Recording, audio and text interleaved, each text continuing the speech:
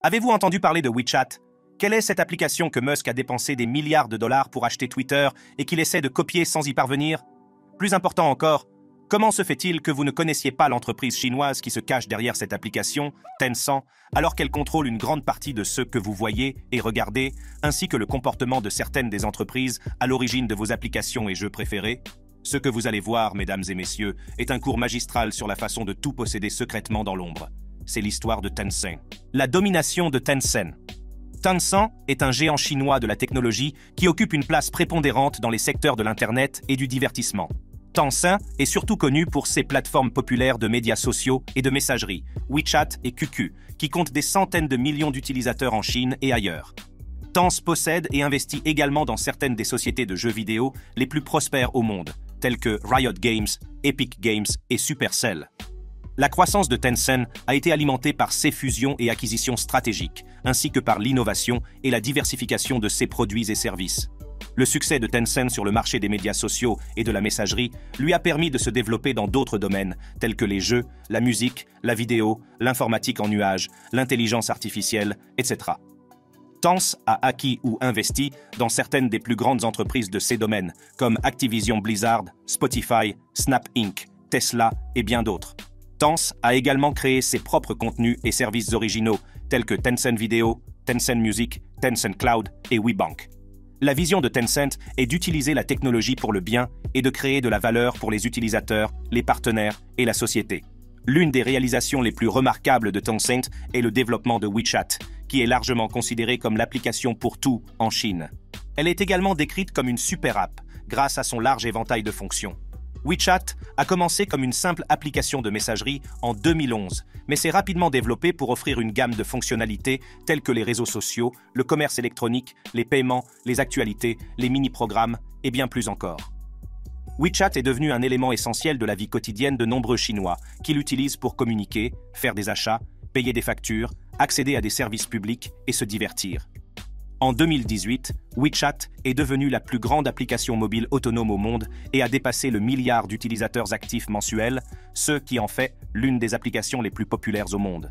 WeChat est vraiment une application pour tous, car elle offre une expérience transparente et polyvalente, permettant aux utilisateurs de se connecter, de partager et d'effectuer des transactions de différentes manières. Les utilisateurs peuvent communiquer avec leurs contacts par le biais de messages textuels, vocaux, vidéos et de groupes. Ils peuvent également ajouter une touche de personnalité avec des autocollants, des emojis et des gifs. Toute personne possédant un compte WeChat a la garantie de rester informée et de se divertir en suivant les comptes officiels de célébrités, d'entreprises et d'organisations.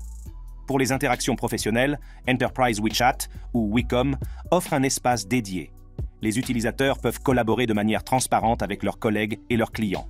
L'accès à divers outils de productivité et à des applications tierces pour améliorer la communication et l'efficacité au travail fait également partie de l'offre. L'une des meilleures fonctionnalités de WeChat est Moments, qui est similaire à votre statut WhatsApp quotidien et à vos stories Instagram.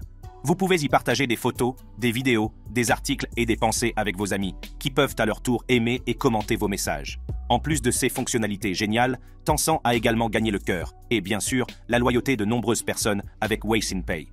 Weixin Pay, également connu sous le nom de WeChat Pay, est une plateforme de paiement numérique qui permet de gérer ses finances sans effort, car les utilisateurs peuvent lier leur carte bancaire à WeChat. Cela transforme leur téléphone en un portefeuille virtuel qui permet de payer des biens et des services en ligne et hors ligne. Les utilisateurs peuvent également envoyer ou recevoir de l'argent de leurs contacts en quelques clics. En fait, en 2015, WeChat a introduit une fonction de carte thermique qui affichait la densité de la foule dans une zone. À la suite de cela, des soupçons sont apparus selon lesquels cette nouvelle fonctionnalité pourrait être utilisée par le gouvernement chinois pour surveiller les rassemblements non conventionnels et identifier d'éventuels cas de rassemblements illégaux. En outre, Tencent a une connaissance approfondie du fonctionnement des tribunaux en Chine. Dans les tribunaux chinois, les parties sont autorisées à interagir avec le système judiciaire via WeChat. Grâce à cette plateforme, elles peuvent engager des poursuites, participer activement aux procédures judiciaires, présenter des preuves et recevoir des verdicts. En décembre 2019, plus de 3 millions de parties avaient choisi d'utiliser WeChat pour leurs besoins en matière de litige. Eh bien, pourquoi subir le stress de se rendre dans un tribunal physique lorsque tout peut être fait dans le confort de mon téléphone? En janvier 2016, Tencent a également lancé WeChat Out, un service de voix sur IP révolutionnaire. Cette fonction innovante permet aux utilisateurs de passer des appels internationaux vers des téléphones mobiles et fixes dans le monde entier. Les utilisateurs pouvaient acheter du crédit sans effort dans l'application en utilisant une carte de crédit. Initialement accessible aux États-Unis, en Inde et à Hong Kong, WeChat Out a ensuite étendu sa portée à la Thaïlande, à Macao, au Laos et à l'Italie, offrant ainsi une plus grande connectivité à ses utilisateurs. Avant WeChat, le produit phare de Tencent était QQ, un service de messagerie instantanée lancé en 1999. QQ s'est inspiré d'ICQ, pionnier du chat en ligne, mais a rapidement développé ses propres caractéristiques et sa propre identité, le Q et le QQ étant utilisés pour évoquer la mignonnerie. QQ est devenu un phénomène parmi les nets citoyens chinois, en particulier les jeunes, qui l'utilisent pour discuter, jouer, partager des fichiers et s'exprimer. QQ a également eu une version mobile, qui a concurrencé WeChat dans les premières années de l'ère des smartphones. Si QQ a d'abord été présenté comme un service de communication en temps réel par radiomessagerie, il a considérablement évolué au fil du temps. Des fonctionnalités supplémentaires ont été intégrées, notamment des salons de discussion, des jeux, des avatars personnalisés semblables à Migo dans MSN, des services de stockage en ligne et des services de rencontres sur Internet, ce qui en a fait une plateforme à multiples facettes, répondant aux divers besoins des utilisateurs. Cependant, QQ a progressivement perdu du terrain face à WeChat, qui offrait davantage de fonctionnalités et de commodités aux utilisateurs mobiles. En mars 2020, QQ comptait 597 millions d'utilisateurs actifs mensuels, principalement en Chine. Néanmoins, tout comme WeChat, QQ permet également d'envoyer des messages sous différents formats, texte, voix, vidéo, photos, emojis, etc. Le service logiciel présente toutefois des caractéristiques uniques qui lui sont propres. Tout d'abord, il y a le QQ Coin qui a pratiquement mis la Banque populaire de Chine en ébullition. Le QQ Coin est une monnaie virtuelle qui peut être utilisée pour acheter des articles et des services au sein de l'écosystème QQ, tels que des jeux, de la musique, des autocollants et des avatars. Une pièce QQ est vendue pour un yuan et est acceptée par les vendeurs en ligne en échange de marchandises réelles telles que des petits cadeaux. Bien que Tencent affirme que les QQ Coins ne sont pas une monnaie, mais plutôt une marchandise ordinaire, la Banque centrale chinoise, la Banque populaire de Chine, a tenté de réglementer les QQ Coins en raison de leur échange contre des biens réels. En effet, la pièce suscitait des inquiétudes quant à son potentiel de remplacement et de gonflement de la monnaie réelle. Toutefois, il est intéressant de noter que cette répression n'a fait qu'accroître la valeur des QQ Coins grâce à un nombre croissant de vendeurs tiers qui les acceptent. Tense QQ propose également QQ Pet pour les amoureux des animaux de compagnie. Il s'agit d'un jeu d'animaux virtuels qui permet aux utilisateurs d'élever et d'interagir avec leurs animaux de compagnie, principalement des pingouins, qui sont d'ailleurs le logo de l'application. Les utilisateurs peuvent nourrir, toiletter, jouer et dresser leurs animaux. Ils peuvent également rendre visite aux animaux des autres utilisateurs et se lier d'amitié avec eux. QQ Pet propose également divers mini-jeux et activités pour les utilisateurs et leurs animaux. QQ Pet a été lancé en 2005 et a attiré des millions d'utilisateurs. Malheureusement, le jeu a été interrompu en 2018 alors que la Chine connaissait une énorme transition de l'ordinateur de bureau vers le mobile. Bien que Tencent ait tenté de relancer le jeu en développant une version mobile de QQ Pets, le jeu avait déjà été relégué à l'arrière-plan, car les jeux mobiles pour smartphone ne manquent pas. Aussi intéressant que puisse paraître le succès de Tencent avec WeChat, QQ et une foule d'autres produits, les choses n'ont pas toujours été aussi roses et faciles pour cette entreprise qui, secrètement, possède désormais tout. Cela dit, revenons un peu en arrière et voyons comment tout a commencé. L'ascension surprenante de Tencent. Tencent, un conglomérat multinational chinois spécialisé dans la technologie et le divertissement, a été fondé en 1998 par 5 camarades d'université. Pony Ma, Tony Zhang, Xu Chenye, Charles Chen et Zheng Liqing. La société a démarré comme une petite entreprise de développement de logiciels qui a créé un service de messagerie instantanée appelé OICQ en février 1999, qui est devenu par la suite QQ. En fait, le financement initial du conglomérat géant que nous connaissons aujourd'hui a été assuré par des investisseurs en capital risque. QQ, comme vous pouvez déjà le constater, a été l'une des premières et des plus populaires plateformes de communication en ligne en Chine, attirant des millions d'utilisateurs qui pouvaient discuter, jouer à des jeux et partager des fichiers. Il va sans dire que QQ a également permis à Tencent d'établir une base d'utilisateurs fidèles et une forte identité de marque sur le marché chinois de l'Internet.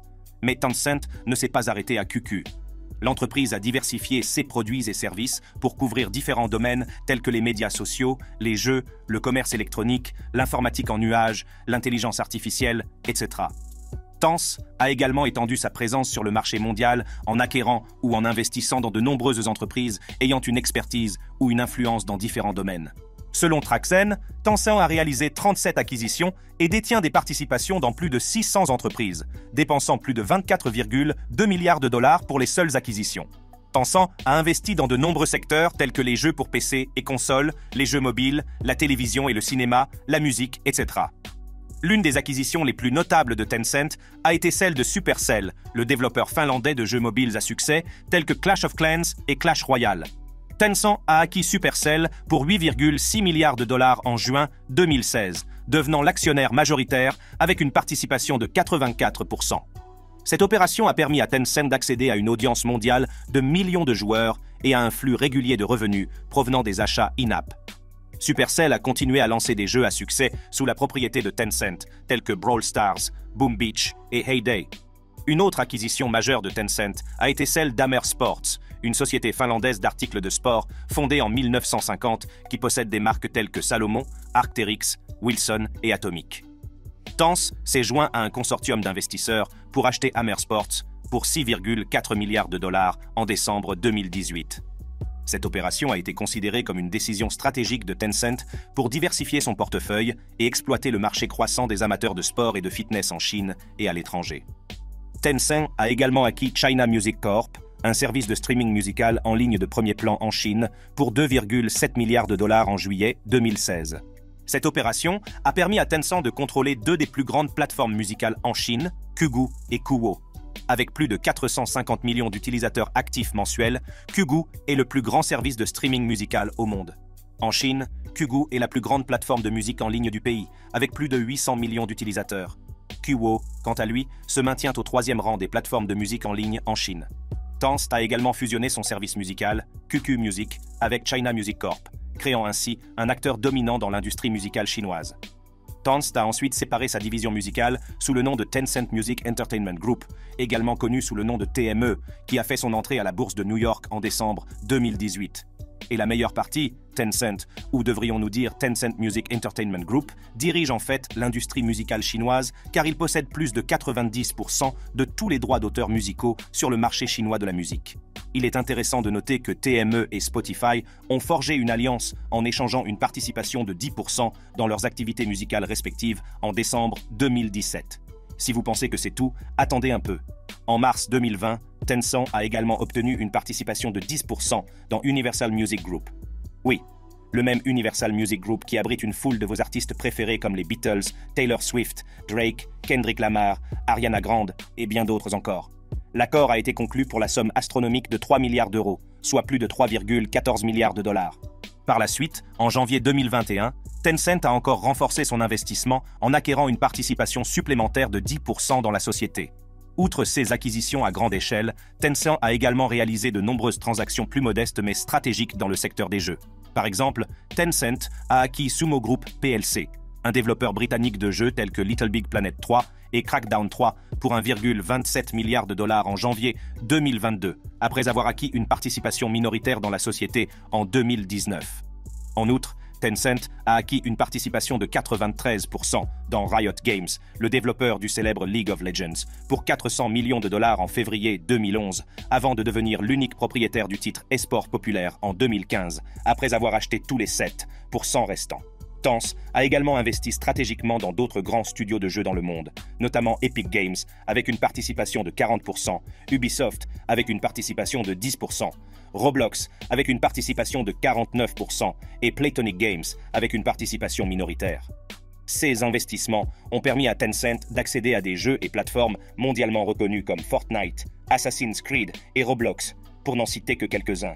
En outre, le soutien de Tencent va au-delà des contributions financières. La société a favorisé la croissance et l'innovation de ces entreprises en leur offrant des capitaux, de l'expertise et des ressources précieuses. Les acquisitions et les investissements de Tencent en font l'un des acteurs les plus importants et les plus influents de l'industrie mondiale du jeu. Selon Newzoo, une société d'études du marché des jeux, Tencent était la première société de jeux au monde au premier trimestre 2023, avec des revenus de 7,55 millions de dollars. L'approche stratégique de Tencent en matière d'acquisition et d'investissement dans des sociétés de jeux repose sur plusieurs facteurs clés. Tout d'abord, les jeux constituent l'une des activités principales de Tencent et représentent un important moteur de revenus et de profits. Grâce à ces mouvements stratégiques, Tencent peut non seulement élargir sa base d'utilisateurs, mais aussi accroître sa part de marché, diversifier son portefeuille et renforcer son avantage concurrentiel dans l'industrie du jeu. En outre, le secteur du jeu se caractérise par sa croissance rapide et son évolution constante, ce qui nécessite une innovation et une capacité d'adaptation permanente.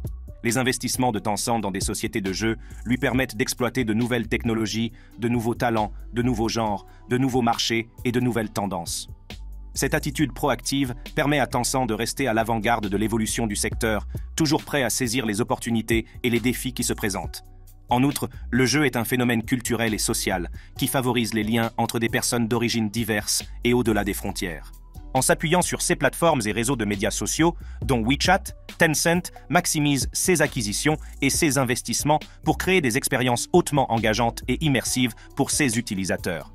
Cette approche permet non seulement d'améliorer la satisfaction des utilisateurs, mais aussi de renforcer la position de Tencent en tant que leader dans le paysage des jeux en constante évolution.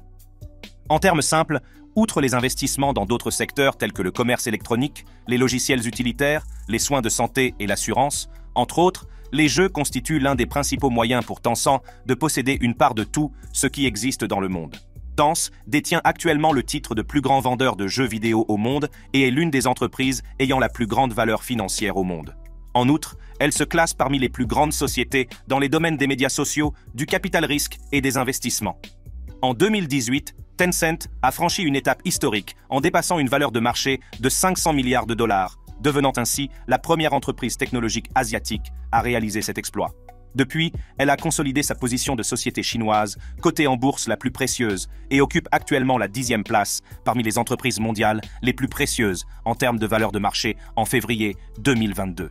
Cette entreprise chinoise a également été régulièrement reconnue pour son innovation, se classant dans la prestigieuse liste des 50 entreprises les plus innovantes au monde en 2015, 2018 et 2020, selon le Boston Consulting Group et Fast Company. Au début du mois d'octobre 2023, Tencent affiche une capitalisation boursière de 368,11 milliards de dollars, ce qui en fait la 21e entreprise la plus précieuse au monde en termes de capitalisation boursière. Pourquoi Tencent possède tout ? L'une des principales façons dont Tencent a réussi à posséder une partie de chaque grand secteur mondial est d'acheter ou d'investir massivement dans ses concurrents. Cela explique peut-être pourquoi Tencent a considérablement élargi son empreinte mondiale en investissant dans plus de 800 entreprises d'ici 2020. En outre, entre 2012 et 2019, Tencent a acquis stratégiquement des participations dans des sociétés de jeux renommées telles que Riot Games, Epic Games, Activision Blizzard, Supercell et Bluehole, allant d'une participation minoritaire à une participation majoritaire. Toutefois, si ces mesures agressives peuvent offrir à Tencent des avantages en termes de réduction de la concurrence et d'établissement d'une position dominante, l'impact sur la croissance et l'innovation des entreprises acquises reste un sujet de débat. Cela nous amène à l'aspect où Tencent a été accusé de copier sans vergogne les idées d'autres entreprises technologiques. Ironiquement, Tencent a décidé de se concentrer sur des investissements agressifs et des acquisitions de ses concurrents pour tenter de restaurer sa réputation qui avait été entachée par des allégations de copie. En d'autres termes, plutôt que de reproduire leurs idées, elle préfère se les approprier. Les logiciels et services de Tencent se sont souvent révélés être un mélange d'innovation de ses concurrents et d'idées personnelles. La première accusation de reproduction est apparue avec le lancement de QQ de Tencent. L'idée originale de QQ est venue d'une société israélienne, Mirabilis. Mirabilis a lancé ICQ au milieu des années 90. C'était l'un des premiers clients de messagerie instantanée autonome. Environ 3 ans plus tard, Tencent est entré en scène avec OICQ, qui signifie Open ICQ, une version apparemment inspirée d'ICQ. Pour cette réplique, AOL, la société qui avait acquis ICQ, a dû poursuivre Tencent pour avoir violé les droits de propriété intellectuelle d'ICQ. Tencent n'a alors eu d'autre choix que de réorganiser OICQ et de le réintroduire sous le nom de QQ en décembre 2000. Il est intéressant de noter que QQ a rapidement pris de l'ampleur car il fonctionnait sur un modèle d'utilisation gratuite tout en faisant payer les avatars personnalisés. Et puis, il y a WeChat. Tencent a lancé WeChat, une application de messagerie mobile, en 2011. Cette application a copié de nombreuses fonctionnalités de WhatsApp, telles que les appels vocaux et vidéos, les discussions de groupe et les autocollants. Bien que Tencent ait ensuite ajouté d'autres fonctions à WeChat, telles que les paiements mobiles, les mini-programmes et les réseaux sociaux, jusqu'à ce qu'elle devienne une super application qui couvre presque tous les aspects de la vie en ligne en Chine, il ne faut pas oublier que l'idée de base provient de WhatsApp, qui a été lancé en 2009. Par ailleurs, il a également été affirmé que QQ Farm reflétait Happy Farm, que QQ Dance présentait des similitudes avec Audition Online et que QQ Speed offrait un gameplay remarquablement proche de Crazy Racing Kart Reader. En outre, en janvier 2023, Tencent a fait l'objet d'un examen minutieux lorsque la bande-annonce de son nouveau jeu de rôle en ligne massivement multijoueur, ou MMORPG en abrégé, Taris Land, a été observée comme ayant une ressemblance frappante avec World of Warcraft de Blizzard. Au cas où vous vous demanderiez pourquoi Tencent a été accusé de copier Blizzard, puisque c'était l'une des nombreuses entreprises dans lesquelles il détenait une participation, eh bien, Blizzard est une filiale d'Activision Blizzard, et Tencent a perdu les 5% d'actions minoritaires qu'il détenait lorsque Activision a été vendu à Microsoft en 2022. Un cas intéressant de la tactique « copier et acquérir » de Tencent est celui de l'un de ses plus grands jeux, Kings of Glory, qui était une copie directe de League of Legends lorsqu'il a été lancé pour la première fois en 2016. Le jeu a connu un énorme succès, devenant le plus grand jeu au monde cette année-là. Et, coup de théâtre, Tencent a utilisé ses gains pour acquérir Riot Games, le développeur de League of Legends. Malgré ces multiples allégations de reproduction, auxquelles Jack Ma, du groupe Alibaba, a également répondu en déclarant « Le problème de Tencent, c'est son manque d'innovation. Tous ses produits sont des copies. » Le succès de Tencent a été soutenu par le gouvernement chinois, qui a mis en place des politiques et des réglementations favorables à l'industrie technologique nationale. Par exemple, le gouvernement a empêché ou limité l'entrée sur le marché chinois de concurrents étrangers tels que Google, Facebook, Twitter, NowX, YouTube, Netflix et Amazon, ce qui a donné à Tencent un avantage sur eux. Le gouvernement a également encouragé Tencent à participer à des initiatives nationales telles que la monnaie numérique, l'informatique en nuage et l'intelligence artificielle. Le partenariat de Tencent avec certaines grandes entreprises l'a également aidé à accroître son influence au niveau mondial en proposant ses produits et services à davantage d'utilisateurs et de marchés, ainsi qu'à stimuler l'innovation dans divers secteurs. En collaboration avec BMW Group, Tencent participe activement au développement de la technologie de conduite autonome en Chine. En exploitant l'expertise de Tencent en matière de cloud computing et d'IA, ce partenariat vise à doter BMW de solutions de pointe en renforçant son innovation et son avantage concurrentiel sur le plus grand marché automobile du monde. Dans le cadre d'une autre collaboration notable, Tencent a uni ses forces à celles de Sanofi pour créer un écosystème de santé numérique intégré en Chine. S'appuyant sur la puissante plateforme WeChat et les solutions cloud de Tencent, ce partenariat vise à révolutionner les services de santé. Les patients ont accès à un large éventail d'avantages, notamment des consultations en ligne, des informations médicales, la livraison de médicaments, la gestion des maladies chroniques et l'assurance maladie, ce qui permet de combler le fossé entre les soins de santé en ligne et hors ligne. En outre, le partenariat de Tencent avec Novartis a abouti au lancement d'une plateforme alimentée par l'IA appelée AI Nurse, conçue pour transformer les normes de soins pour les patients souffrant d'insuffisance cardiaque en Chine. Cette plateforme innovante utilise la technologie d'IA avancée de Tencent et une infrastructure cloud robuste. Son objectif premier est d'améliorer l'efficacité et la qualité des soins de santé en réduisant les réhospitalisations et en optimisant divers aspects, notamment le recrutement des patients, la collecte de données, l'analyse et la production de rapports. Compte tenu du poids considérable de Tencent sur la scène mondiale, il n'est pas surprenant que même de nombreuses entreprises fassent très attention à ne pas se mettre dans son collimateur. Prenons, par exemple, la saga de la NBA en 2021. Tout a commencé avec Enes Kanter, le centre des Boston Celtics, qui a pris Twitter pour exprimer ses critiques à l'égard du gouvernement chinois, qualifiant le dirigeant Xi Jinping de dictateur brutal et plaidant pour la liberté du Tibet. Il a écrit « Dictateur brutal de la Chine, Xi Jinping. J'ai un message pour toi et tes sbires », a déclaré M. Kanter dans sa vidéo. Je vais le répéter encore et encore, haut et fort. J'espère que vous m'entendez. Libérez le Tibet. Tibet libre. Tibet libre. À la suite de ces remarques, Tencent, la principale société de médias chinoise, a réagi en retirant tous les matchs des Celtics de son service de diffusion en continu de la NBA, appelé Tencent Sports. Cet événement a de nouveau déclenché des tensions entre la NBA et le gouvernement chinois, dont la première s'est produite en 2019 avec Daryl Morey, le président des opérations de basketball des 76 Ers de Philadelphie. Morey avait exprimé son soutien aux manifestants de Hong Kong dans un tweet sur Twitter, aujourd'hui X, en 2019. Bien que le tweet ait été supprimé à la hâte, le mal était déjà fait. Ainsi, après les 76 Ers de Philadelphie, les Celtics de Boston sont devenus la deuxième équipe de la NBA à être retirée de Tencent Sports. En fait, depuis le tweet de Morey, la NBA a été bannie de CCTV, la télévision d'État chinoise. Cette décision a coûté cher à la NBA, avec des pertes financières s'élevant à 400 millions de dollars. Outre le contrôle évident que Tencent a acquis dans divers secteurs, même les données personnelles de ceux qui utilisent les applications et les jeux produits par l'entreprise font partie de son arsenal. Les défenseurs de la vie privée n'ont cessé de s'inquiéter du fait que Tencent espionne et partage les conversations de ses utilisateurs avec le gouvernement chinois. L'entreprise a également été accusée d'utiliser une technologie d'intelligence artificielle pour identifier et contourner la censure gouvernementale exercée sur les citoyens chinois, notamment en bloquant des images. En outre, Tencent a pris des mesures telles que la fermeture des comptes de médias sociaux d'utilisateurs critiques à l'égard du gouvernement chinois, alimentant ainsi les débats en cours sur la protection de la vie privée en ligne et la liberté d'expression.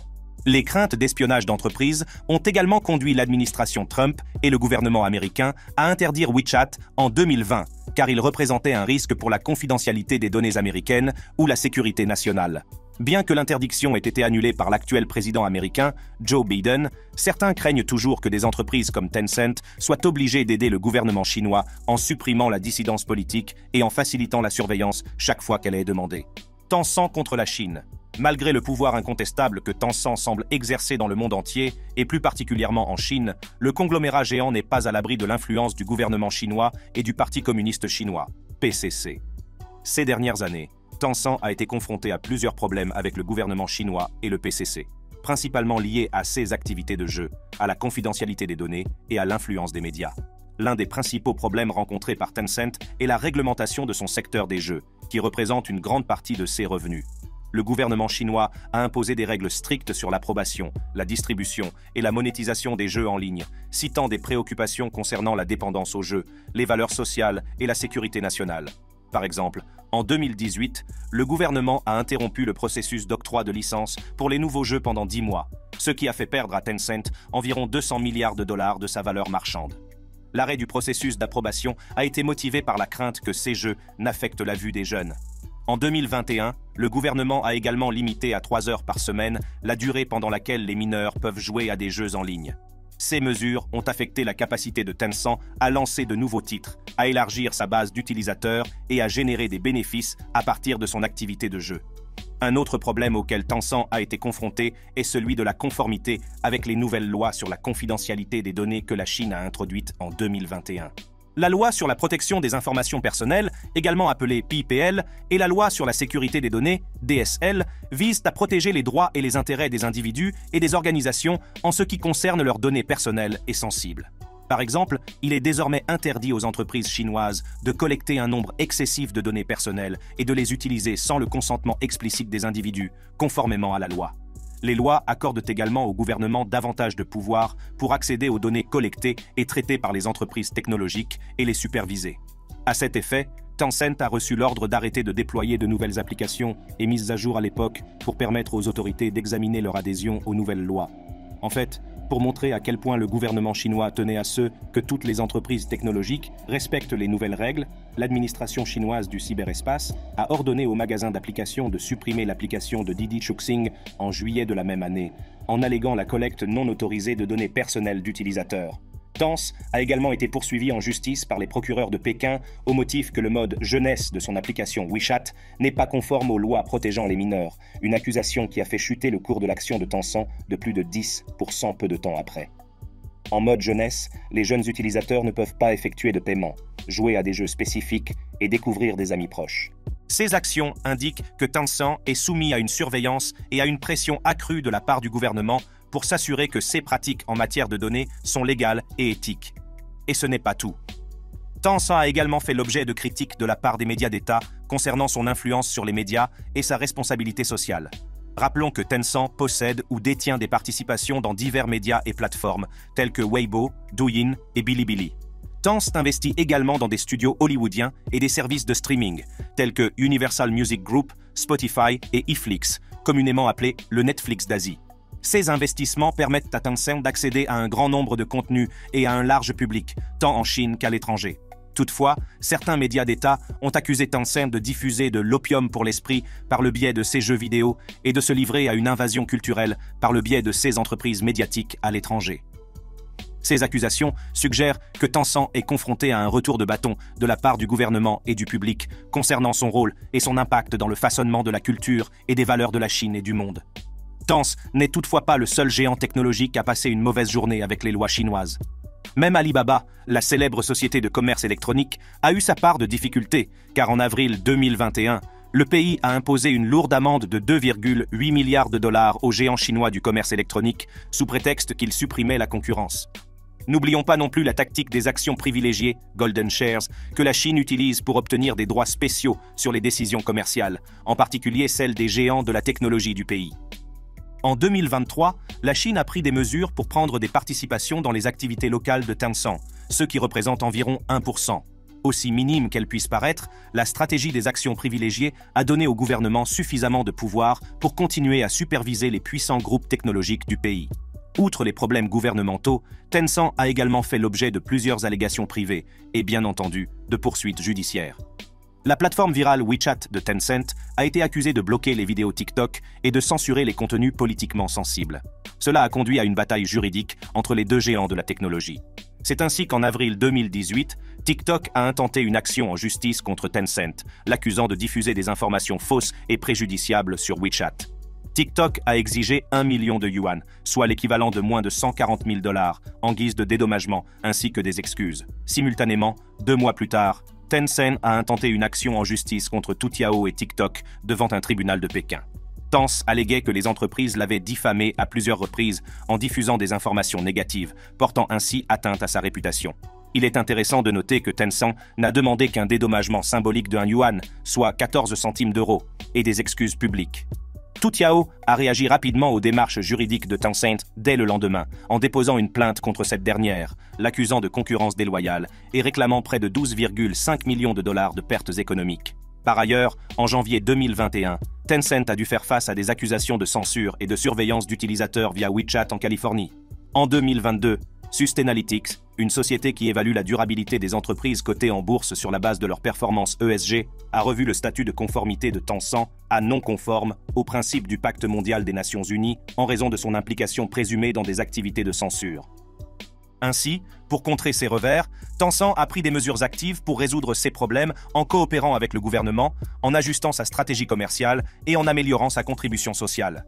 Tencent a toujours répondu rapidement aux réglementations et aux demandes du gouvernement, notamment en mettant en place des systèmes anti-addiction pour les mineurs, en suspendant la sortie et la mise à jour de nouveaux jeux, en procédant à des auto-inspections sur la sécurité des données et en acceptant des entités gouvernementales comme actionnaires dans certaines de ses filiales. D'une part, Tencent Holdings et sa filiale Tencent Music Entertainment Group, TME, ont réduit de manière proactive leur exposition aux risques grâce à diverses mesures. Ces pratiques englobent la surveillance des risques au niveau du conseil d'administration, la formation continue des employés, les audits indépendants, les engagements politiques et la collecte minimale de données adaptées aux fonctions essentielles des produits. Et comme les deux sociétés se négocient actuellement dans la catégorie 5 étoiles, les investisseurs ont encore toute la confiance dont ils ont besoin, car ils peuvent être assurés d'un potentiel substantiel après avoir pris en compte les facteurs de risque ajustés. Par ailleurs, dans son secteur des jeux, Tencent a ouvert le bal pour respecter les règles. Tout d'abord, pour assurer la sécurité des jeunes joueurs, l'entreprise a mis en place des mesures de protection telles que l'enregistrement obligatoire du nom réel pour les jeux. En outre, Tencent a introduit une fonction de reconnaissance faciale sur les smartphones afin de vérifier l'âge des joueurs et de confirmer leur statut d'adulte. Enfin, pour lutter contre l'usurpation d'identité, le géant du jeu a décidé de commencer à identifier les mineurs qui utilisent des comptes d'adultes pour jouer à des jeux. Cette stratégie a débuté avec le jeu populaire Honor of Kings, avant d'être progressivement étendue à d'autres titres afin de renforcer la sécurité globale de sa communauté de joueurs. Tencent ne s'est pas arrêtée là. Elle a également ajouté une touche à la loi déjà existante sur le temps que les jeunes peuvent consacrer au jeu. L'entreprise a proposé de réduire personnellement le temps de jeu pour les personnes de moins de 18 ans, en limitant le temps de jeu les jours ordinaires de 90 minutes à 1 heure et les jours fériés de 3 heures à 2 heures. En fait, Tencent a demandé à l'ensemble du secteur des jeux d'étudier la possibilité d'interdire les jeux aux enfants de moins de 12 ans. Néanmoins, de son côté, le géant de la technologie interdit aux enfants de moins de 12 ans de dépenser de l'argent dans le jeu. Outre ces mesures mises en place dans son secteur des jeux, Tencent a également diversifié son portefeuille d'activités afin de réduire sa dépendance à l'égard des revenus tirés des jeux et d'explorer de nouvelles opportunités dans des domaines tels que l'informatique en nuage, le commerce électronique, la fintech, l'éducation, les soins de santé et l'action sociale. En outre, Tencent a intensifié ses efforts en matière de responsabilité sociale en faisant don de milliards de dollars à des causes caritatives, en soutenant les efforts de secours en cas de pandémie, en promouvant la protection de l'environnement et en encourageant l'inclusion numérique. Au total, Tencent est l'une des entreprises les plus influentes au monde aujourd'hui. Et grâce à son portefeuille diversifié d'activités et d'investissements dans différents secteurs et régions, on peut dire que Tencent Holdings Ltd possède secrètement tout. Si vous avez apprécié cette vidéo, assurez-vous de cliquer sur l'une des cartes actuellement affichées sur votre écran.